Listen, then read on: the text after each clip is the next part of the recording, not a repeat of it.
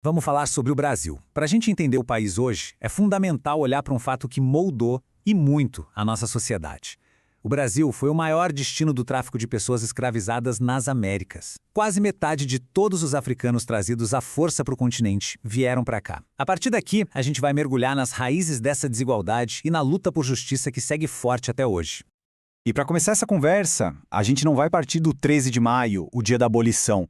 A gente vai começar pelo dia 20 de novembro, o Dia da Consciência Negra, uma data escolhida a dedo pelos movimentos negros para celebrar a resistência na figura de Zumbi dos Palmares. A ideia aqui é justamente essa: tirar o foco da abolição como se fosse um presente e colocar luz na luta do povo negro pela própria liberdade. Então, para entender a força e a necessidade dessa resistência toda, a gente precisa voltar um pouco no tempo. Na verdade, voltar bastante, para entender as raízes bem profundas da desigualdade que foram fincadas ao longo de séculos.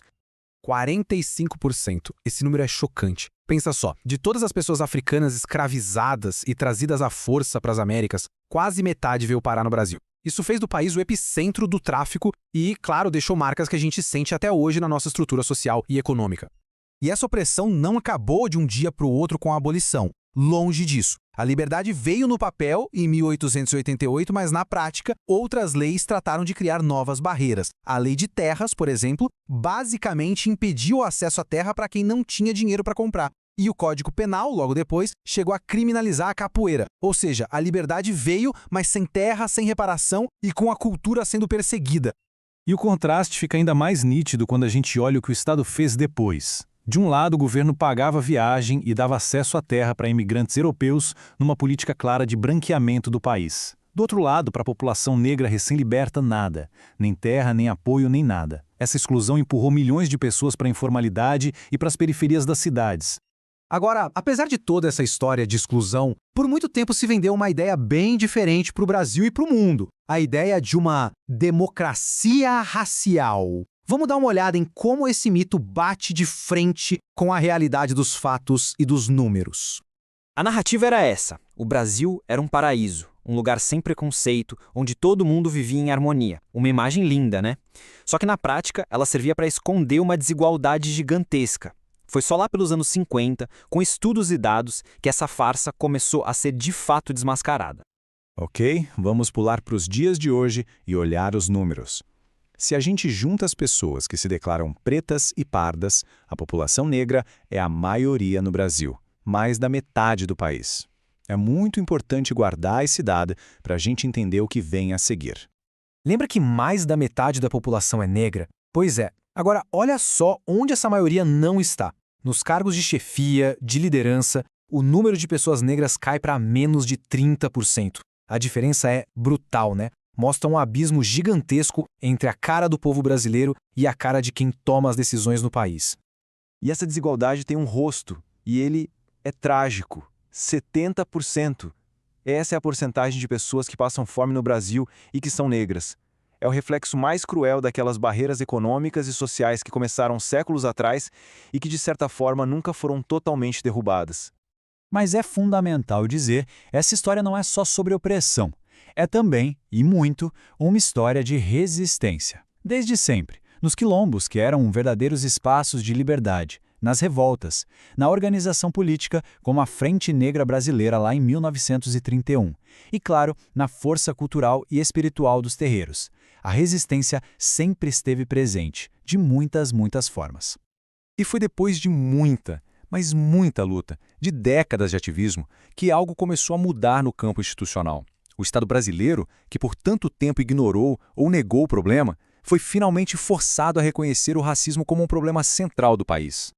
O grande marco dessa virada foi a Conferência de Durban, na África do Sul, em 2001. Com os olhos do mundo voltados para o Brasil e com dados do censo que escancaravam as desigualdades, não tinha mais como fugir. Ali, pela primeira vez na história, o governo brasileiro admitiu oficialmente: sim, o racismo no Brasil é estrutural e o Estado precisa agir para reparar isso. E essa mudança em Durban não veio do nada, ela se apoiou numa base legal super importante, a Constituição de 1988. Ela, que foi um símbolo da redemocratização, foi a primeira a dizer com todas as letras que racismo é crime inafiançável e a reconhecer os direitos das comunidades quilombolas às suas terras. Foi um passo gigante. Com o problema finalmente reconhecido pelo Estado, o caminho se abriu para a criação de políticas federais. Pela primeira vez, o governo começava a pensar em ações para, de fato, promover a igualdade racial no país. Mas olha, essa jornada não foi nada linear. Foi cheia de altos e baixos. Tivemos a criação da CEPIR em 2003, um avanço enorme. Depois, o Estatuto da Igualdade Racial em 2010. Só que aí, entre 2016 e 2022, veio um baque. Muitas dessas políticas foram enfraquecidas, perderam o orçamento. E agora, em 2023, a gente vê a criação de um ministério.